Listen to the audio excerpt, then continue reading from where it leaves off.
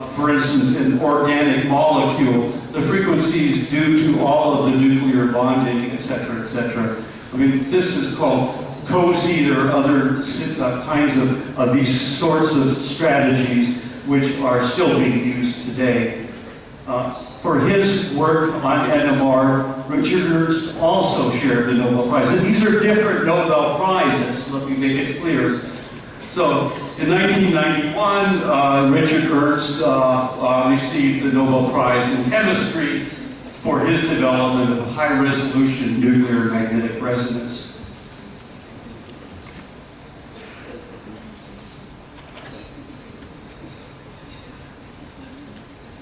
Okay, give me a second to wet my whistle.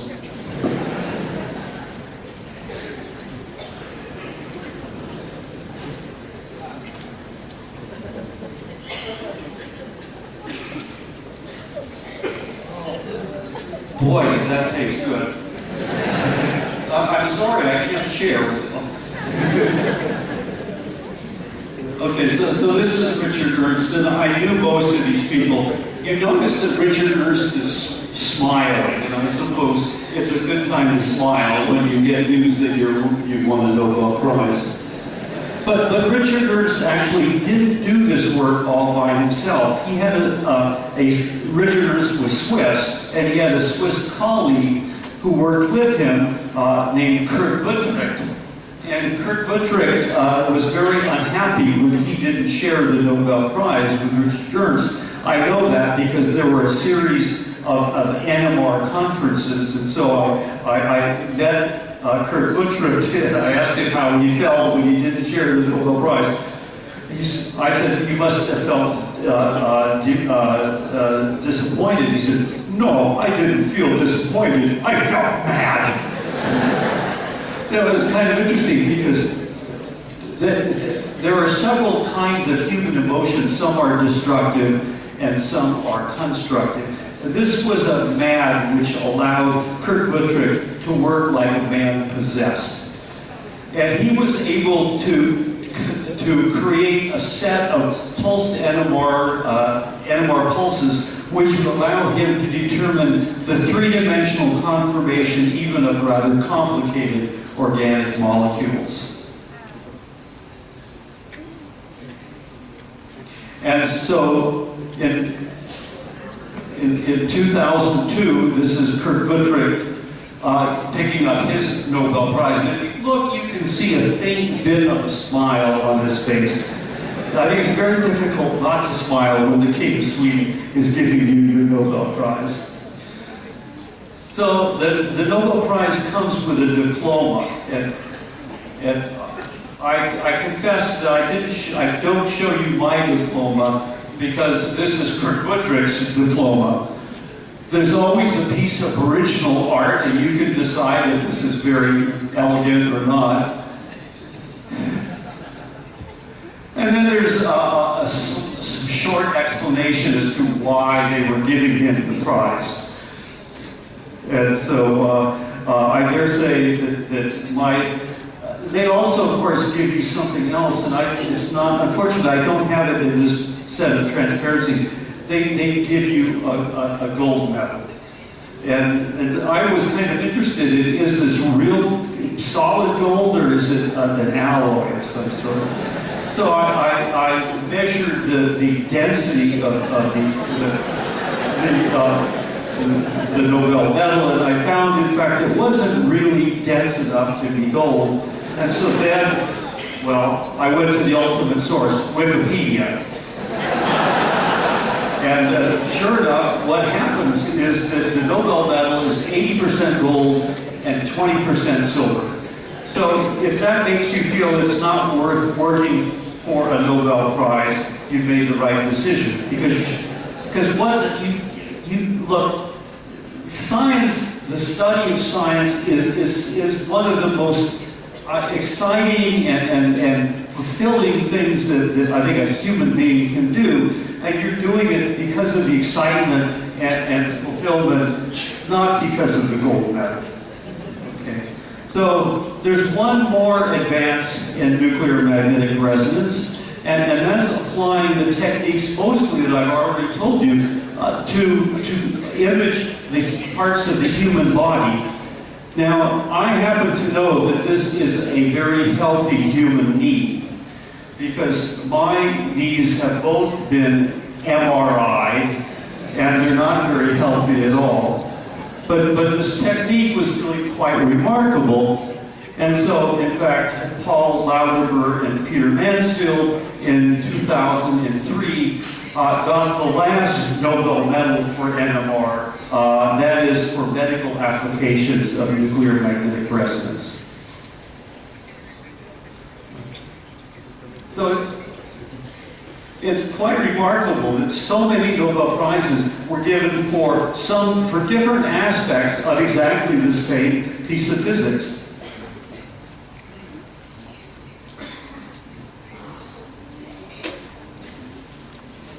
Now, I should say that there is a very slight possibility that there would be one more Nobel Prize for NMR. At Bell Laboratories, there were two scientists, one named Seiji Ogawa, a Japanese scientist, and another named David Tank, an American scientist, who used these MRI techniques to image the human brain. And they used a pulse sequence that was very sensitive to the rate that the nuclear spins recovered to be parallel to the applied magnetic field. And they found that in those places in the brain where the brain was processing information, the recovery was particularly fast. And so, in fact, these are places in the brain that are processing information. Thank goodness this doesn't tell us what the patient was thinking. He's probably thinking, boy, is this guy going slow, and Jesus, this is going to cost me a lot of money or what?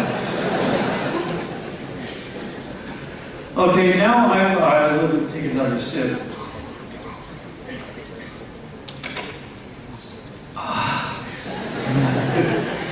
Okay, one of the few advantages I have over my audience is,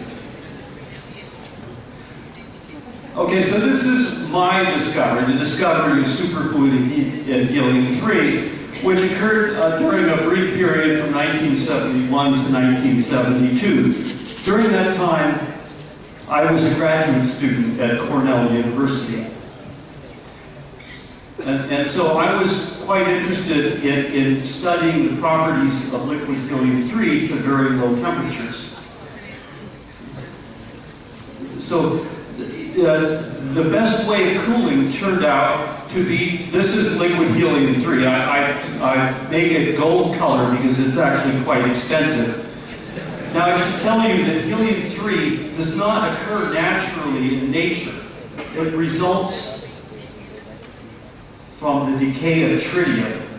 And so, during the 1940s and 1950s, the United States and the Soviet Union were competing with one another to be the first to build the hydrogen bomb. And the hydrogen bomb has a lot of tritium inside it. But the tritium decays with a half-life of 12.4 years into helium-3. So there was a person at Los Alamos named Ed Hamill, whose job was to keep the nation's tritium supply clean. What that meant was separating out the helium-3 impurities. But he didn't throw the helium-3 away. He saved it and ultimately liquefied the helium-3 and published the vapor pressure of helium-3, liquid helium-3, as a function of temperature. Now, it turned out that told the Russians something about how much tritium the United States had and how long they had it, because the decay time was a certain number of years. But Ed Hamill went ahead and published the stuff, and the people, I suppose, in the Department of Defense didn't realize the implications of tritium-3 at all. So So, and in fact, the Russians didn't either. They did similar experiments, so they also, but they were a little bit smarter. They never actually said how large their samples were. So we knew that the Russians had tritium, but we didn't know how much. So let me tell you, this is probably, for its day, it was the most powerful refrigeration device available.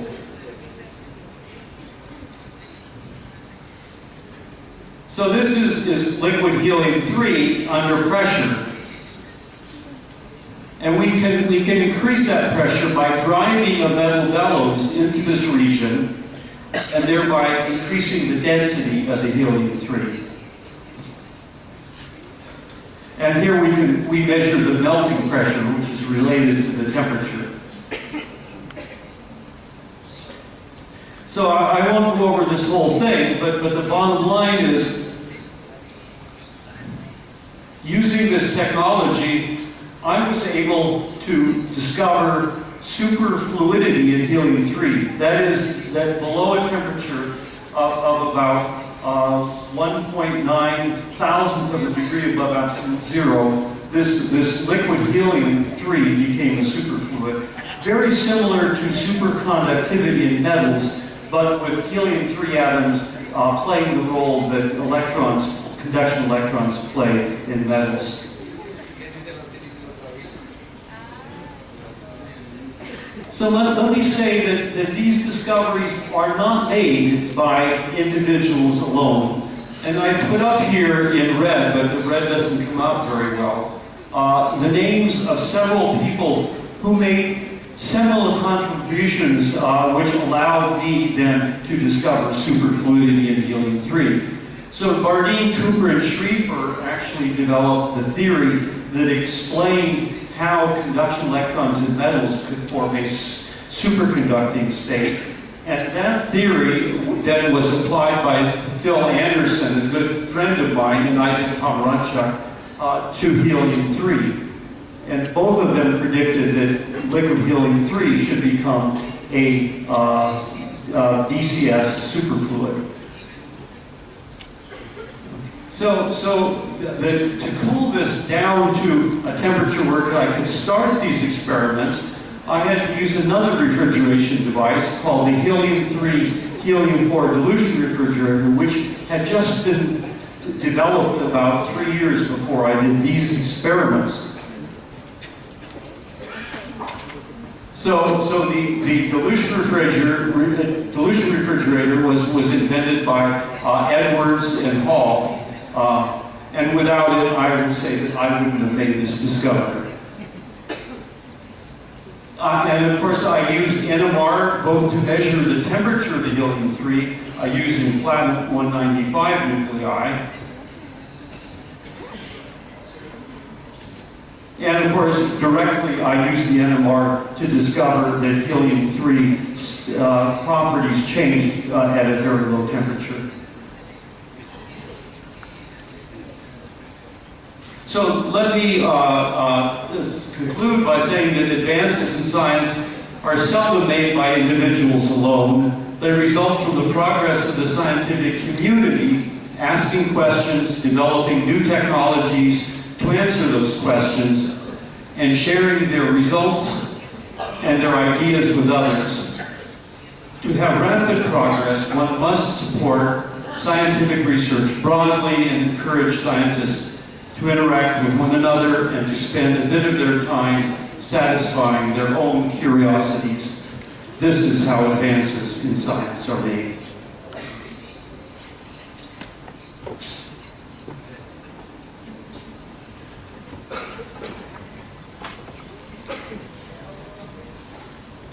I apologize for getting so far ahead of the translator. Okay, so this is my last slide, and it's of course, this is a great egret. I took this picture in the Palo Alto wetlands near Stanford University.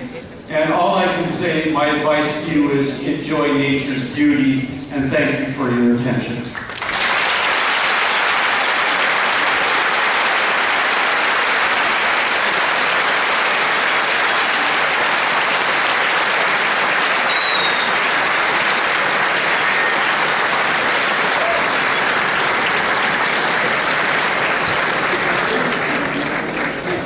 are we going to, I'd be happy to answer your questions. Is that possible?